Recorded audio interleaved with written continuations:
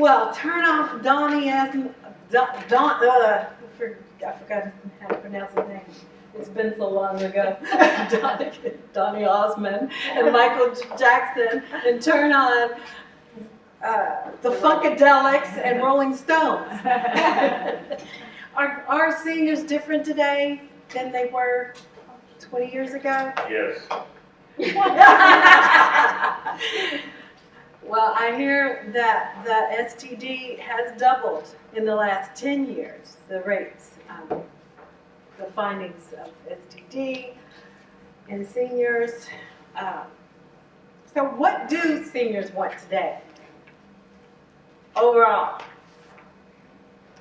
Besides independence, Yeah. and to stay in their home forever. What else? They don't want to be a burden.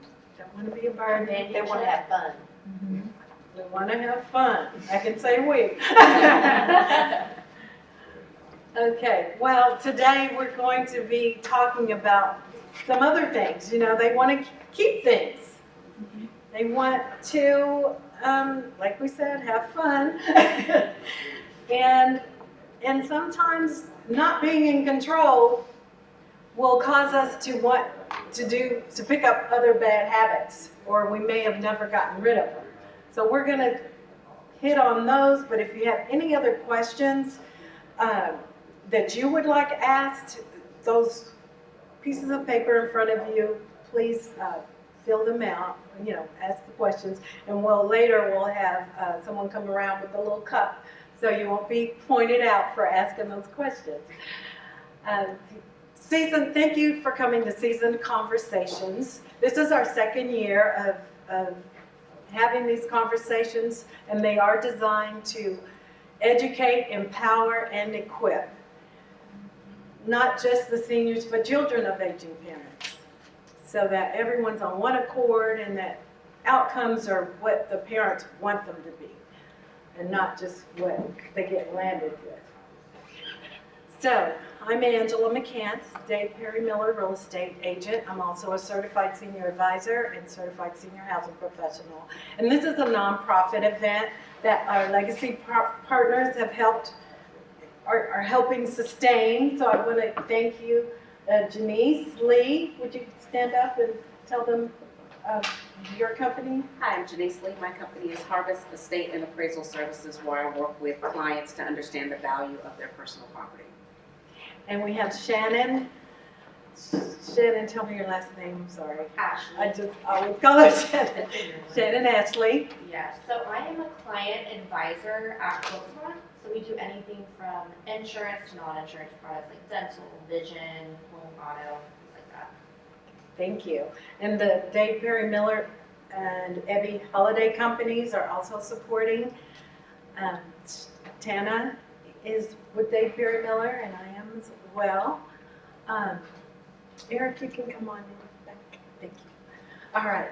So with that in mind, I would like to introduce our wonderful panelists, and we'll start with you, Sherry. Just tell who you are and your back, you know, why you're here. Okay, I'm Sherry Sessler. I'm a certified life coach in retirement right now. I'm trying to decide what I want to do next, so I'm sort of on pause with that.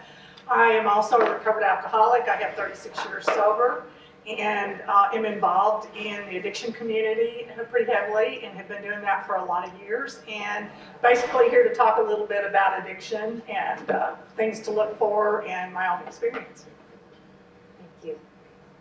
Okay, I'm Jo Alch. I'm a registered nurse, and I've been a nurse for almost 30 years. And I started working as a nurse in alcohol and drug rehab and just loved it. And just saw just the pain that people go through and loved seeing them work through their addictions. I'm a nurse navigator now. I'm a concierge nurse navigator, so I work privately with families and making sure they're getting the right home health. Their rehab is taking care of them. They're taking their meds correctly. And I do have several clients that have alcohol and drug issues, and just working with them, I've just learned there's so much abuse in the senior community with drugs and alcohol. So that's why I'm here. Nice to meet you. My name's Olga Sanchez. I am a clinical mental health therapist. I'm also a licensed practitioner here, both in Texas and in Utah. I came to Texas about 2 years ago, and so I was asked to come out here to talk about adults and senior citizens and abuse issues going on. So I'm very much a generalist. I handle all types of mental health issues in our communities, such as depression, anxiety. We deal with juveniles as well. And so I'm just here to answer any questions you might have. Thank you, Olga. So I've tried really desperately to find a specialist in hoarding, because that's like 2 to 6% of our community. So Olga has kind of honed in on the deep-rooted problem behind hoarding. And just show of hands, do you think hoarding is a problem to anyone else? Is it anyone else's business if I'm a hoarder? Your family's got to clean up after you.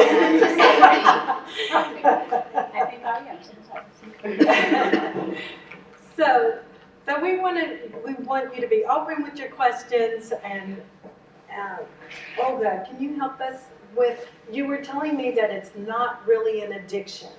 Can you explain that? Well, we were talking about how we went into the complexities of OCD, right? And how it is that we a lot of times come back to things that we've experienced in life and things that we missed out in life and that we want to like keep for ourselves. And so, yeah, it just depends on everybody's historical background and individual persona. And when we're talking about hoarding, we're talking about OCD, obsessive compulsive disorder. And so addiction, a little bit, when we're talking about addiction, substance abuse and other addictions, sexual addictions, you know, I saw your intro right now about STDs. And so we were talking about how, in a way, it just depends on the background of the persona and whether it is an addiction or not and how they work through that. So does, how they work through what? Through their trauma maybe that they had in the past, especially through the relationships that they've had in the past, things that they've wanted to let go of. You know, could it be, I'm going to go dig into this, could it be relationships that they're having a difficult time letting go of? Could it be, you know, like trauma, just some trauma that they're trying to let go of? And so when you go into the complexities and intense background of that individual, that's what I'm talking about. It's like that's what I mean. It's so deep and it's so intense. And a lot of times when we think about therapy and we think about obsessive compulsive disorders, and it comes from so many backgrounds. It comes from so much depth that goes into it. And so when we have that therapeutic approach in dealing with obsessive compulsive disorder, which is like or hoarding, we have to figure out, like, unmesh everything that's gone on in their history in that one unique individual. Do you think many of them own it or admit it? No, I think a lot of times I don't think it's like maybe owning it. I think it's maybe their normalcy. It's normal for them. So when you approach them, they're like, "What do you mean? I'm holding on. What am I hoarding? Like I've held on to all those, you know, papers or whatever it is for forever." So I think it's a sense of normalcy for a lot of individuals until it's brought to their attention. How would you bring it to their attention? You know, a lot of families, I'm sure, are very blunt about it, you know, and it's very offensive. But I think that if you were to have like an intervention, maybe that would be important. If you bring friends over and start talking about it, you know, in a more open, you know, arena with them, I think that would be important. Because one person's perspective, they would say that's just your perspective, you know. But if you bring several other people into it, and maybe that would help you too. Is it me looking at this? Is it hoarding? or is it everybody else, or is it just, so bringing other people into the picture, family members, loved ones that care about this individual would be important. I know a lot of people say, yeah, I deal with hoarding as a profession, but they just mean cleaning it up. But if you clean it up once, how likely is it that you're going to have to clean it up again? And they're not cheap to clean up. Exactly, depending on how intense, how long it's been going on too, right? Right. I want to say something to Sure. that. You said how long it's gonna take to clean up.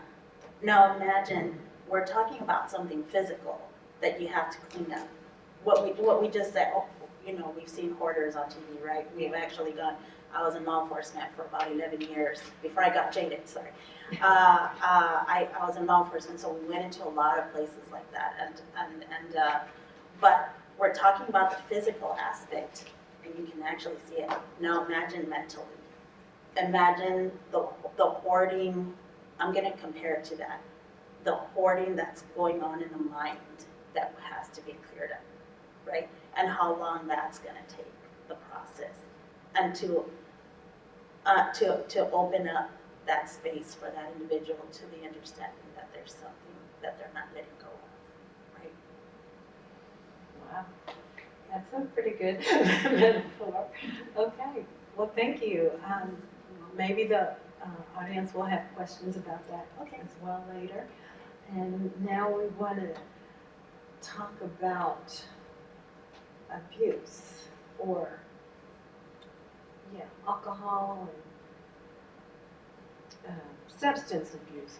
So I hear that once you're taking a medication, that you get used to it. Do you see that happening a lot, or is that a thing? Do you mean like The drugs that you were prescribed and then you continue to need it or want it? yeah, and then maybe you don't feel as effective, but as we age, you can't process that medicine like you could as a younger, healthy person. So overdosing on prescription medication is the #1 problem with medication. Like people 57 and over, the majority are on 5 different medications. So it's easy to get confused, it's easy to forget, maybe take it twice a day. So, there is that issue. That's why it's so important to have pill boxes. I mean, even the healthiest person, you get busy in the day, and did I take my Synthroid this morning? So it's just important to make yourself accountable, with that medicine. Do you have anything to add? Yeah, and as a member of a 12-step group and sponsoring a lot of people in AA, and I've sponsored all ages, and I'm breaking my anonymity, and I'm not really supposed to do that, but I've been sober 36 years, so I guess I'll keep staying sober. But one of the things that I see is that people become so dependent on the medications to adjust this.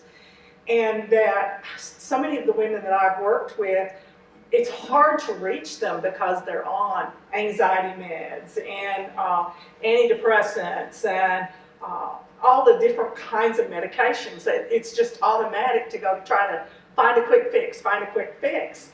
And what I try to do when I help people is to help them try to find some other things that work for them, some alternative things, whether it's meditation and taking walks and things like that, is to find things that will help them not reach for the pill. But if they're deep into it, that's hard to do sometimes. There is I know that, in the 60s, every woman was on Valium that had children. I include my mother. But so I see a lot of women in their 80s, they want Valium. And it's not something that's prescribed a lot to younger, generations, but it's like you say, it's creatures of habit, and they feel they need that medication. They may not need it, and you're right. It could be a walk at North Park, just to take your mind out. Their world gets very small, and they just focus on, okay, I've got 3 meals a day, and I've got to go to the doctor, and I've got to take my medicine. But if you can get them to venture out and have a day, you have a goal for every day, you can take your mind off of those, And then there's obsessing. And then there's also that part about like tolerance level, right, for the medications that like you probably look into and stuff when you're talking about the medicine. And then also what you reminded me of is the map in our brains. We create so many maps in our brain, right, for absolutely everything. We have maps in our brain for absolutely everything. Driving, how you got here, when you're speaking to people, so the map in the brain that you were talking about, the routines that individuals have throughout their life. So now imagine we're 80 years old and how many we have, the intricacy of the brain maps at 80. And so how would you reset that? Would we be able to reset that, or would just be able to, we would just be able to like talk about it throughout, a therapy session or a life coach session, and talk about maybe a new routine we can establish, maybe creating like an hour-by-hour routine, like. So yeah, that was an interesting question. Sorry, I didn't mean to. No, that's what this is, a Yeah. conversation. Okay, I got it. Yeah. I was wondering about the AA. Do you see many seniors there?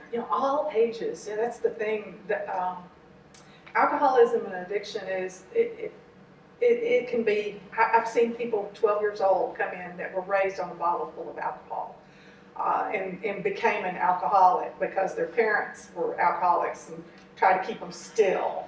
And then there's a gentleman that's in the group that I'm in right now that came in just a few weeks ago, and he's, I think, in his middle 70s. And he's embracing everything that's happening there and the things that he's learning. And so it doesn't, anybody can become addicted. And what I'm finding more and more because of my own experiences of aging and stuff is that I retired after working for 52 years. And I didn't know what to do with myself. I had worked outside of the home, and yes, I had my program and things like that, but I needed things to interest me. I needed to decide. One of the things that we learn in coaching is, what are your values? What do you value the most in life? And are you honoring those values? And that's one of the things I've worked with my mom, who is a hoarder, who is an alcoholic in recovery.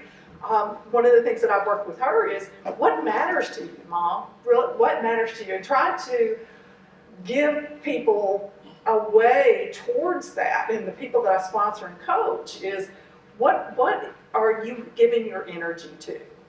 And that's something that with the older people coming in, trying to find the ones that I have a lady who I'm sponsoring right now. She's 65 years old and started 2 new careers at once because she needed 2 jobs in order to pay her bills.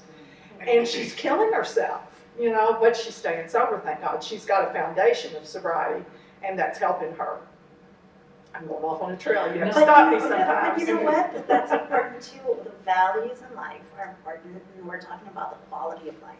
I think that at the age that, when you're going into the senior adult age, you start thinking about the quality of life, because you said this individual has 2 jobs to maintain the bills, what quality of life. We sometimes don't have the ability or financial ability to say, I'm going to retire, like look at this. So figuring out a way to allow her to continue that, and then like helping her to like still maintaining quality of life in that area, because there's a lot nowadays with our economy, a lot of individuals that are heading into that senior citizen age that are having to work because of financial instability in our society, right?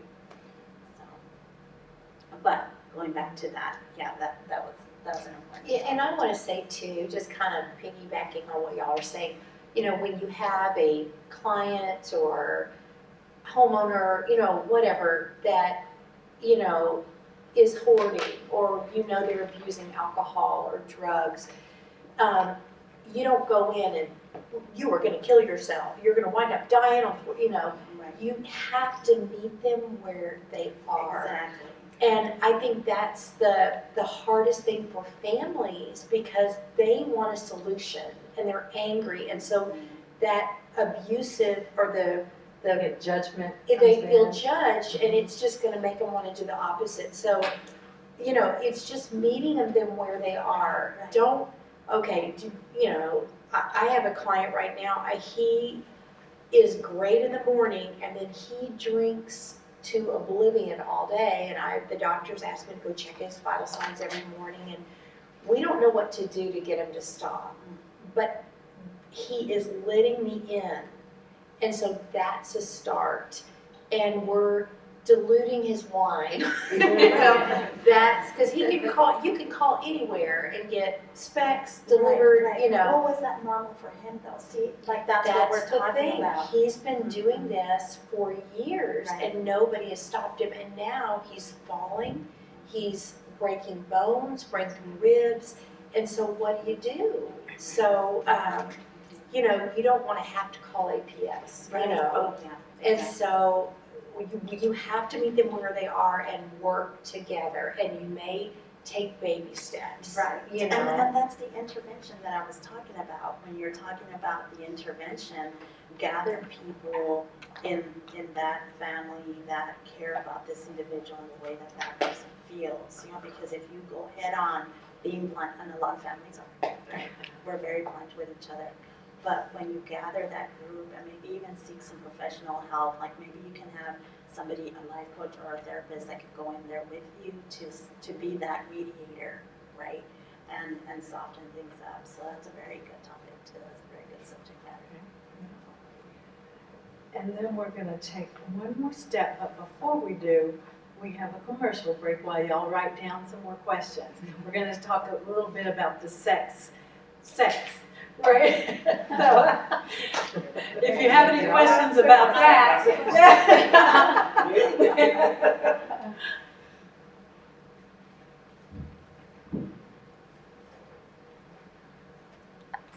Oh, Brenda, would you mind going around with the cup? She's gonna bring the cup for your questions. Does anybody have one? Don't be shy.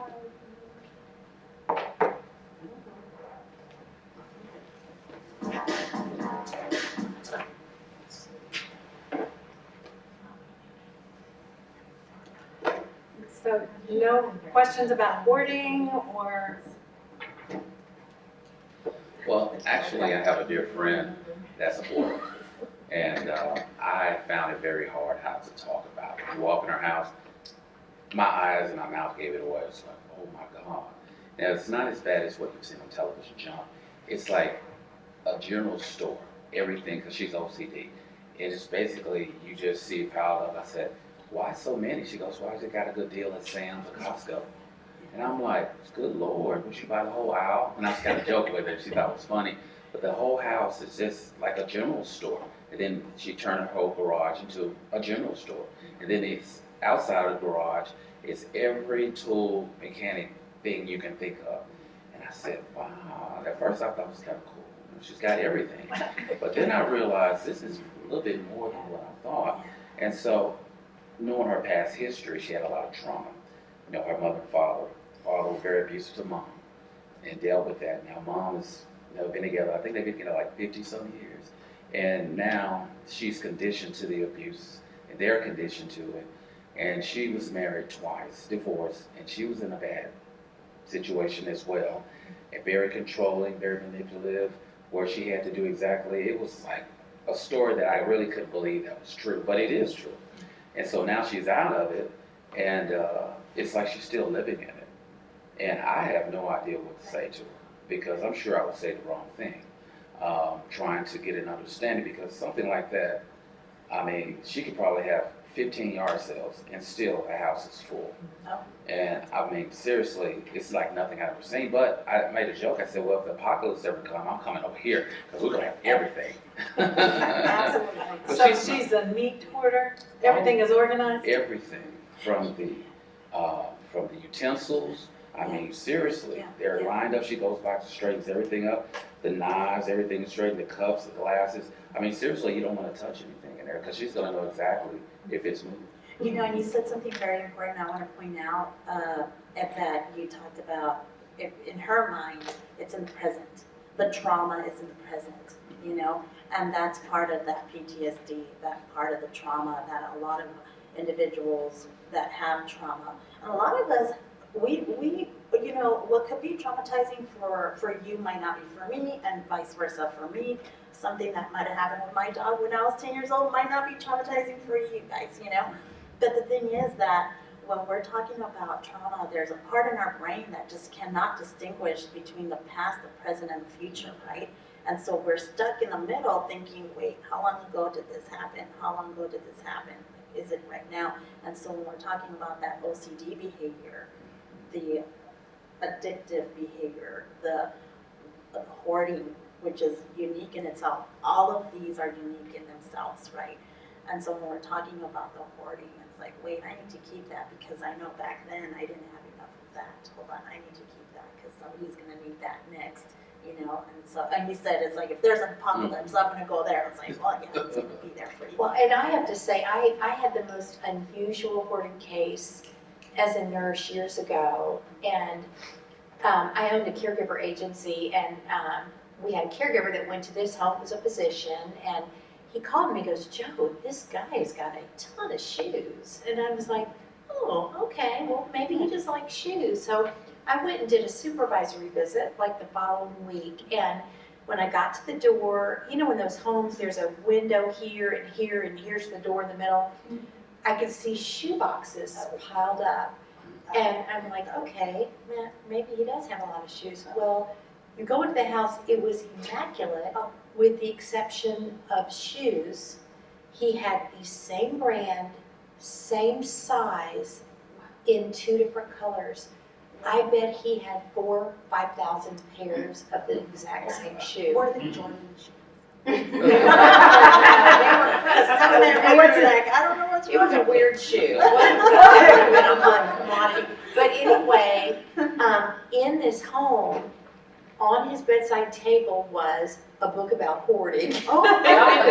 So I knew he had been, and what happened was, he, very, very smart kid growing up, very hard home life, they were so poor, he did not have shoes.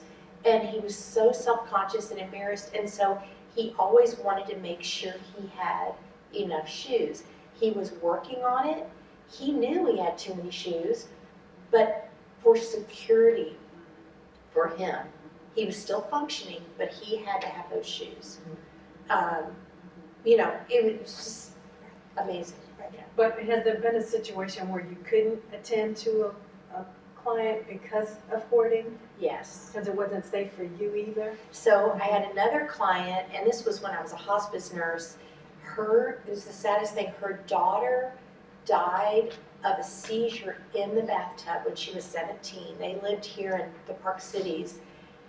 The mother was so devastated, she never threw away a piece of mail from the day her daughter passed, and it had been maybe 30 years. This house, so the dad, the husband, wound up going on hospice.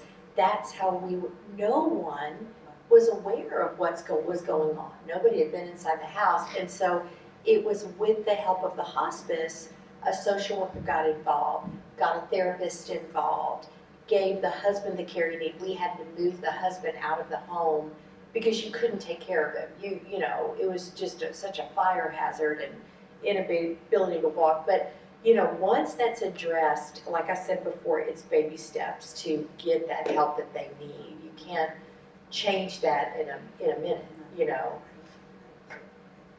So would you work on the mental part or the physical part first? Or It's grieving, it's, you know, she was, yeah, it's the mental, but just, she's stuck in that trauma, you know, like you were saying, you know, she was stuck in the trauma like it was today.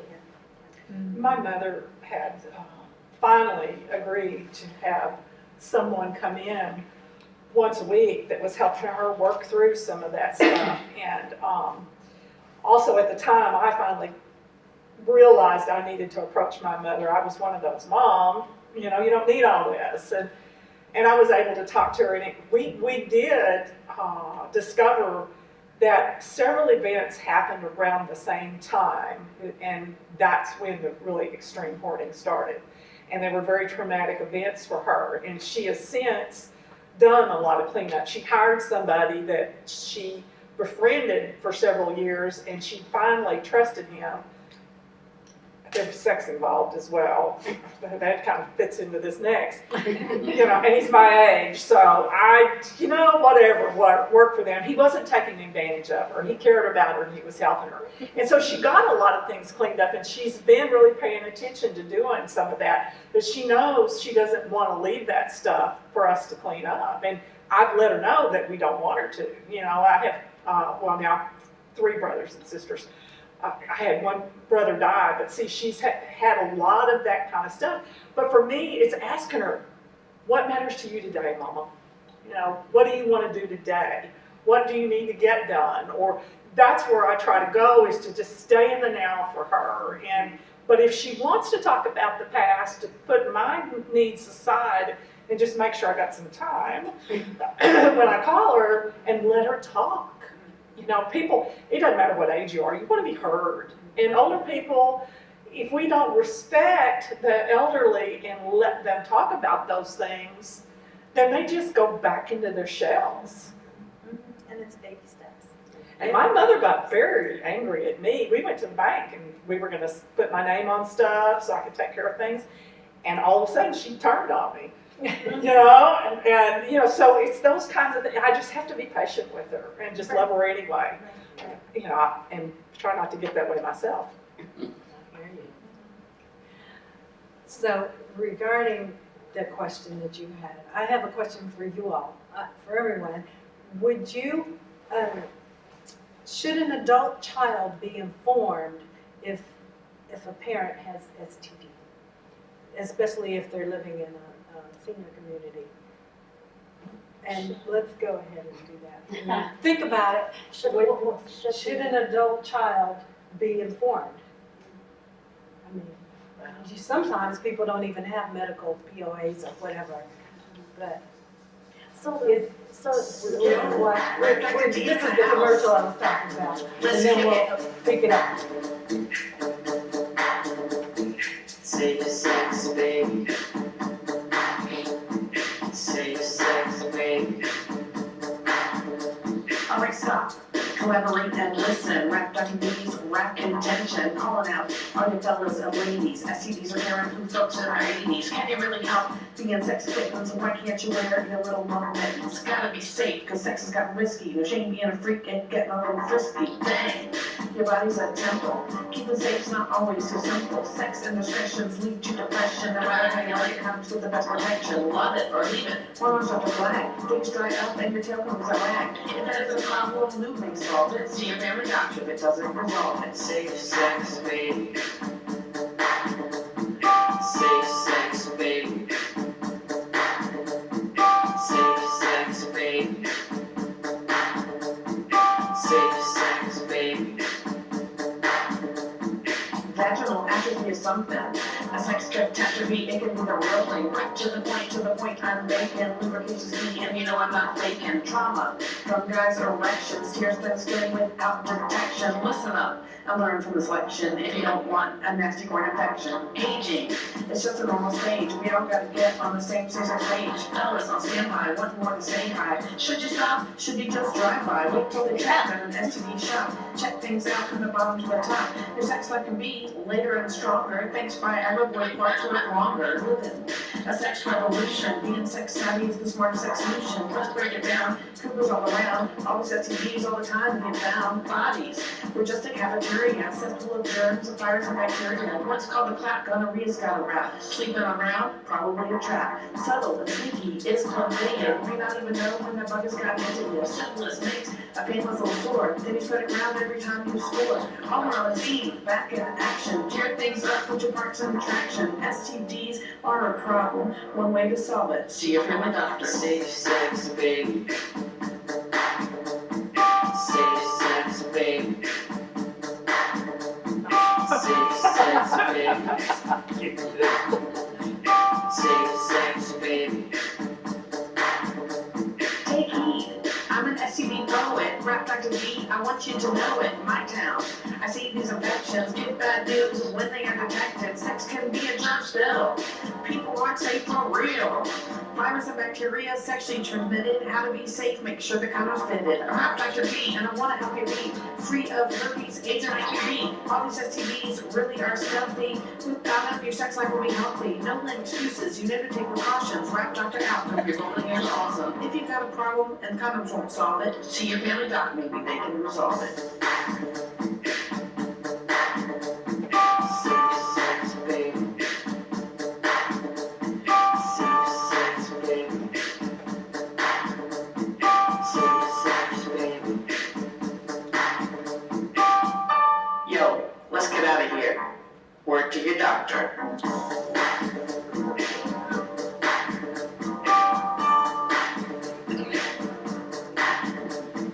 A little entertainment along with the truth.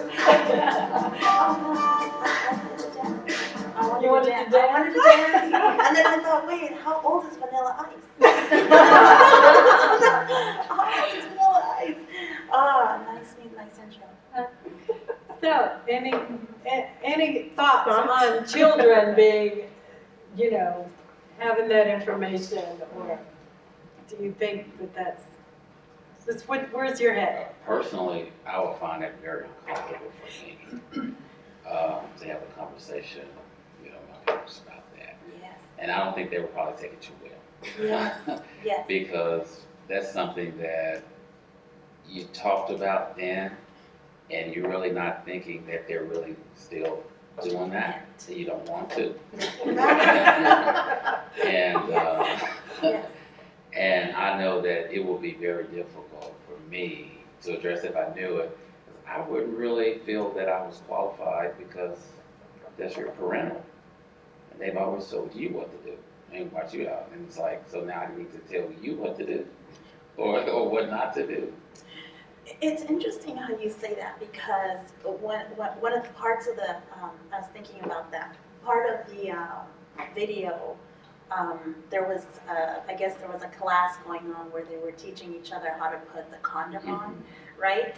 When I was 15 years old, I started working 14. My father passed away when I was 14, so I still had to start helping my mom out and stuff, paying bills or whatever. But anyway, my first job was at Planned Parenthood. And it was teaching other teenagers how to do that. You know, it was teaching so that we wouldn't, you know, so that they wouldn't spread disease. Now, going into this era, whoa, I might have to do that again. You know, now I'm thinking about that, but now it's like, where does that conversation start as well? Just like we were talking about hoarding just a bit ago, it's the same uneasiness going into that, because going into that, we don't realize at that point in life how, hey, we're still going to get hit with STDs if we have that. It doesn't mean just because we've reached this point in our life, the next century that we have to live out, we still have to be careful with that. But as a child, you're absolutely right. How do you confront a parent about that? Or how do you assure that maybe they're just going to those classes? You know, maybe the retirement home has these classes and that they're participating in those classes, maybe. And then maybe you can peek in and see, make sure they're like, are they in the class and somebody's talking to them about it? And what if they're living at home and you find out? And then you don't even know maybe that they had someone special. I don't know. That's when they'll put you in timeout again. Well, it's a private thing. If they've got dementia and they're in a community and they're, you know, sleeping with every woman, you know, it's a gentleman and he's sleeping with every woman on the floor and they're all catching something, that's one thing. But if they've got their faculties, and I have a patient right now, his wife of 60 years passed away 2 months ago, and he is ready to find a woman and have sex, and he's very open with it. Well, the kids are up in arms. They want him. He lives at home. He lives in a senior community, but he says, "I want to have sex." So they had the family insisted we have caregivers with him around the clock, And so what happens at night, he calls the caregiver into his room asking for favors. And she runs out of the house and goes, I'm not going back, I'm not going back. But anyway, so he wants a lady friend. He does not want to remarry, but he had evidently a wonderful sex life with his wife before she passed, and he misses it. So, he's got a lot, I mean, you know, Right, he's Yeah. human. he's a human being. He's you got all his know. faculties, it doesn't have Yeah. dementia or anything. Yeah, but the like that. kids are like, I can't even think about it. I said, well, then don't. It's, you know, he's a man and he has needs and, you know, But shouldn't he have the safe sex talk? with his doctor. And so that's one thing I did do. We went to the doctor. I went with him and I said, do you want me to leave the room right now? He goes, no, you're fine. You stay in here. And then I found a counselor that he could talk with because I think he feels like he's a prisoner. His kids want him to just, he's heartbroken because I think my kids want me to grieve differently than I'm grieving. And he said, I'm heartbroken, but I'm 80 years old and I don't want to be alone. I want a companion. I want somebody to cuddle with. And, you know, the adult children are just having a very hard time with that. So, And I would think that especially if they have money and the person's maybe not in a home, but in their own home, that kids will jump to conclusions, especially if it's I mean, anyone can be a predator in terms of the financial piece, but That's what my brother doesn't think that my mother should have anything to do with this guy that came and did all these things for her, none of us kids did, has been there for her, checked on her, and the fact that that was going on and he found out about it, and I don't think it is anymore, but it's just, you know, two lonely people taking comfort in each other, and I had to talk to him about it, you know, because I know the guy, and I know he wouldn't take advantage of her, because he caregivers for elderly people and does a lot of things for them, that's his job, but, yeah, we don't think of our elderly parents as needing those things anymore. And that's what's wrong with us, because I think there's belief systems we carry into adulthood that we never change. And if we don't change them and look for other opportunities and look for, that's what I'm all about is, you know, being curious. I teach everybody, let's be curious. Let's be curious. Don't judge.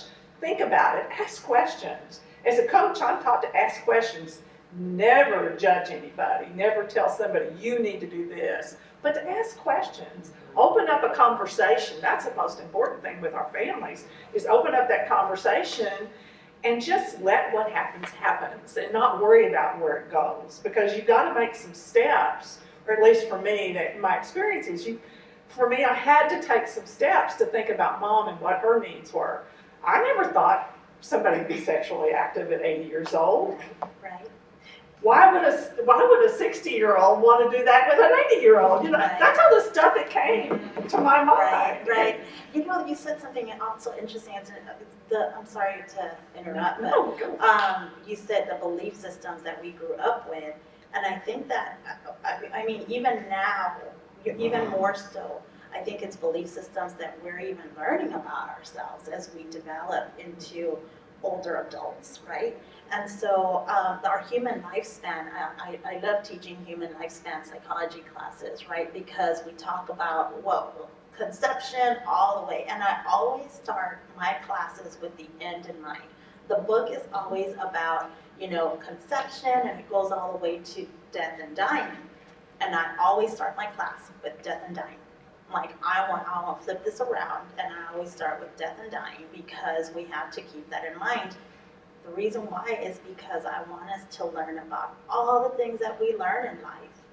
All the things that we learn in life and how we continue. We're lifelong learners. And we're not just lifelong learners about subject matter of math and language arts and history and all that, about ourselves and about our society and about us as a human species. See, and that's the thing that we miss in society nowadays, is that us as a human species, we're human development, we continue to learn about ourselves, and we continue to create these belief systems as we continue to learn about ourselves. I thought that was interesting, because the older I get, the more I'm like, wow, I didn't even think about that. How am I gonna approach my mom? How am I gonna approach my grandparents about, grandma, don't be having sex like that. I do want to add one Sorry, thing. I know. No, I mean, you just- kind of choke on stuff before, I don't know how to tell you, grandma. But just with, loneliness is so prevalent with all ages, kids, seniors, and the COVID pandemic just exacerbated all that. And so people want intimacy. They missed that. I had a patient that during the height of COVID was in the hospital for 5 weeks. Nobody touched him. Like the nurse went in and did the temperature, but they brought food. It was a horrible hospital staff. I mean, they did a great job, but they had to do all the, COVID restrictions and safety requirements. And he got home and he sat down and he called his wife and called his adult daughter and said, I need touch.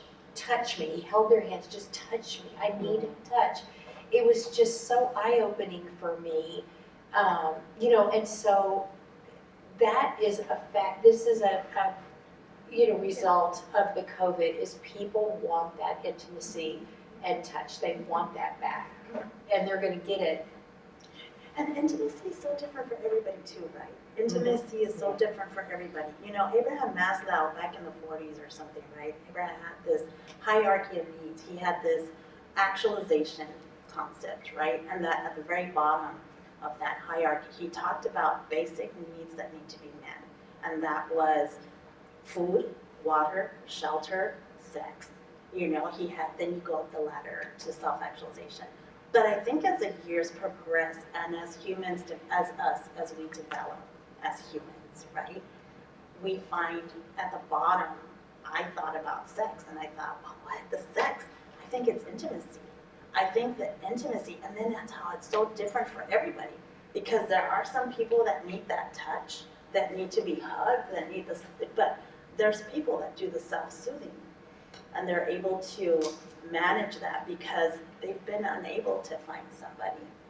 They've been unable to find somebody that can match their needs, their touch or whatever intimate. And so intimacy is so different. That's another thing, like as a professional going in and having individuals talk about those things, like, oh God, I can't find anybody, and so I need that touch, I need that intimacy. And it's like, well, let's figure something else out. How is it that you can, and we're here talking about STDs, right? So that you can avoid getting STDs, maybe, I don't know. Well, I just think that as we are living longer, there are going to be these things that come up, and sometimes a parent might need an intervention, as you put it. If someone, if it's gotten out of hand, or if someone is just going from lady to lady, I don't know. I mean, You start looking at the data, right? What's the living, like how? and I didn't mean that to be, a woman could go from man to man. Yes. Well, right. We fixed that. What's the lifespan though? Right, I just started thinking about that. What's the lifespan? What's our lifespan? Like men it's getting live up to- longer, to Yeah. 90 is the average, isn't it coming? It's Is it? easier. What is it, Yes. 49, what I looked that up the other day, it was, I think, 49 for women at the turn of the 20th century, and now it's 82. Wow. And for men, right, so you said women and then for men, because if the lifespan for men is higher, or is it lower? I think it's lower. Less. Right, so like we're gonna have more women at the end, you know what I mean? Like, so then what's that gonna look like, Well, and you already do in senior communities, it's like 7 women to every man. So that's the thing, they're Oh. kind of the belle of the ball. If they, They have a harem. yeah. See, I mean, this is what I'm talking, like, so then how do you equal that out as we get older?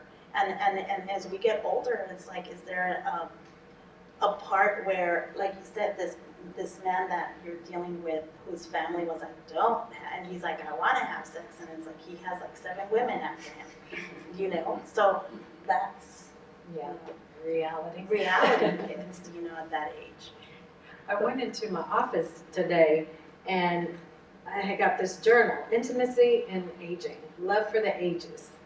And it had just a few tips I'll share with you as we end. And then if you all have time, we can talk with them one-on-one. But the big thing that they say to watch out for is the scammers that are online. And people taking advantage of their money, you know, getting them to send them money. But what was that? Let's see if it's- Well, I'll just go over these right quick. It says avoid judgment, remind them of risks, protect them online, and continue the conversation, but be respectful. That's about all we can do, I think. But thank you all for your input, and do we have any other questions? Okay, not in general, but maybe. I wanted to point everybody towards a website. It's aa.org. And on that website, there's lots of information. If you have people in your family that are addicted, if you want to know more about it, there's lots of information there. And also for families of people with addiction, Al-Anon family groups is important. That's something that's how my mother found out she was an alcoholic by going through Al-Anon. And my children were in Alateen. And so there's, for drug addictions and things like that, there are similar things out there, but there's a lot of information online. And if anybody's interested in attending an AA meeting to find out what it's about, you can go to any open AA meeting. You don't have to be an alcoholic to be there. So those things are, those meetings and schedules and things are online as well. And 2 weeks from Friday, there's an event going on at the Presbyterian Village North. They have 2,500 residents, but we're doing an event called Sex, Drugs, and Rock and Roll, and talking about sex, drugs in the senior community, the senior population, and then music, how music can be the very best medicine sometimes. You know, somebody's anxious and you put on a jazz song that's soothing and they calm down. So anyway, it's going to be a great event. It's $25 and it benefits Pajamas for Seniors, which is a nonprofit that provides pajamas to needy seniors in nursing homes. But it's going to be in 2 weeks. There's still tickets available. It's going to be a great day. Great lunch, breakfast. It'll be very fun. It's an all-day event? It's all day. It starts at 8. The speakers stop at 2:30, but you can come and go, and it's going to be a great day, though. So if anybody wants more information, you know, we'd love y'all for that. Okay. Yeah, I brought one card, so you can take a picture. But she's on LinkedIn too. I'm on LinkedIn, yes. I think you put that available. Yeah, I posted on LinkedIn. Okay, good. Would you all give them a hand? Thank you all for being here. And we hope to see you again next month. And we're going to talk about, have someone here, a few people talking about independent living. So, thanks again. And if you have questions for them one-on-one, they may have a few minutes to talk.